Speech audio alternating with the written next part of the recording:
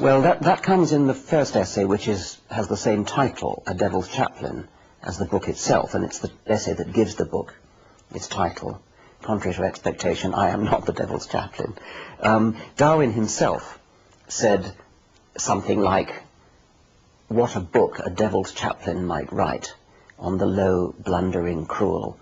No, that isn't quite right. What Darwin meant was that not only if you go out and look at nature, you discover enormous cruelty, anguish, pain, but also that's what you'd expect from natural selection. Natural selection, the survival of the fittest. Even the most beautiful evolved beings, butterflies, cheetahs, gazelles, elephants, they are elegantly designed by natural selection, which means that lots and lots of their ancestors have died. Or rather, their ancestors survived, but their ancestors' rivals died to produce the perfection that we see now. So it is a ruthlessly cruel process which has carved out the elegant animals and plants that we see. Darwinism, then, is a cruel process. I am a passionate Darwinian as an academic scientist in that I believe, because of the evidence, that Darwinian selection is the force responsible for the way life actually is. But I'm a passionate anti-Darwinian in that I would hate our own society to be modelled on Darwinian lines. I should hate to live in a kind of Thatcherite society where the weakest go to the wall, the strongest do best, get richest, have the most fun. That would be a sort of social Darwinian heaven, and it would be my idea of hell. In other words, the fact that these laws apply to nature doesn't mean they have to apply to man and society. That's right. And we should positively work against them in shaping our own societies. In essence, that means that humans do have the capacity to rebel against their genes. Yes. That's unique amongst animals. I think that's unique amongst animals, and that's another of the points that I make in the essay, A Devil's Chaplain. I actually concluded my first book, The Selfish Gene, by making a similar point that we must, I think the final words of the first edition of The Selfish Gene were, we alone on Earth can rebel against the tyranny of the selfish replicators. You also wrote that nature is neither kind nor cruel, but indifferent. So in the discussion then of what makes man, your discussion of genes of environment, you say it's both. Well, Darwin, I think, used the word cruel in his original, and that's fine. But, of course, Darwin would really have meant indifferent. Nature isn't deliberately cruel, but the result is cruel, because nature has no interest in whether the antelope feels pain when it's caught by the lion. That's of no interest to nature. This is just the way things will turn out if natural selection works the way it does. You can expect to see a lot of pain. There will be a lot of pain, and there is.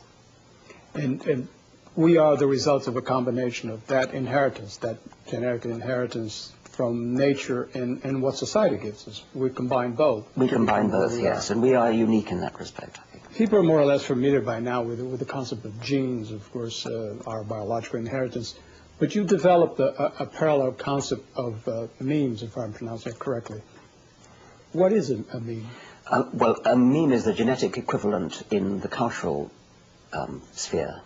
So it is a unit of cultural inheritance, and it might be something like an idea or a tune or a clothes fashion or a religion, perhaps even. I mean, maybe a religion is more like a kind of complex of memes.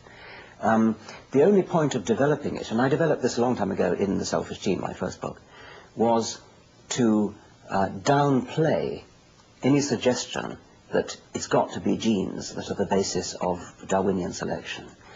What's got to be the basis of Darwinian selection is replicators. Anything that replicates will do. Genes replicate, but memes replicate too. Since I wrote The Selfish Gene, computer viruses have become very commonplace. And a computer virus is a very good example of a replicator. It makes copies of itself. It copies itself from one computer to another. It spreads exponentially as it goes, starting in one computer to 2 to 4, etc., spreading outwards. That's a very good example of a replicator. I wanted to make the point to my readers of The Selfish Gene, who've just read a whole book about genes, that it hasn't got to be DNA, it hasn't got to be genes. Anything that self-replicates will do the job of being the basis for Darwinian selection. So something like an idea that has great survival value, an idea like belief in life after death, which spreads because people like the idea and because they tell their children about it, who tell their children about it, who tell their children about it. So although there's no evidence for it, it spreads because it has high spreadability. It has high like survival what value. you call also a mind virus. It's like a mind virus, yes. Yeah. A new book out called The Closing of the Western Mind talks about the rise of faith and the fall of reason. It denounces the growth of irrationality. Do you see a trend towards irrationality in society? I'm not very good at seeing trends. I'm not very confident in my ability to do so. I'm not sure. I could easily imagine being persuaded that there is a trend towards irrationality. I do get upset by the enormous number of people who take things like astrology seriously and religion.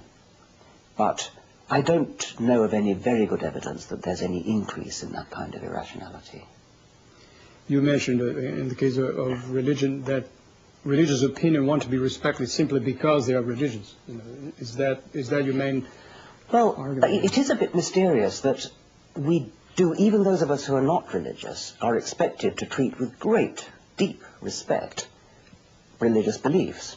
And so in our society, and I'm almost sure in Brazilian society as well, if there is some difficult moral issue being talked about, like abortion or cloning or something of that sort, you can more or less guarantee that among the people rounded up to talk about it, say on television, will be prominently religious spokesmen. So if there's a television program about cloning or about contraception or about abortion or something of that sort, the television company will almost certainly bring into the studio a bishop or a rabbi, because somehow society is expected to listen to such people, not because they've got something worthwhile to say, but because they are spokesmen of religious traditions. And there is an essay called Dolly and the Clothheads in A Devil's Chaplain, which attacks this automatic respect. I don't mind people having respect if it's deserved, but there's a kind of automatic respect for religion. You can't insult somebody's religion the way you are perfectly entitled to insult their politics. So you can say, I think communism stinks, or I think conservatism stinks. But you can't say, I think Christianity stinks.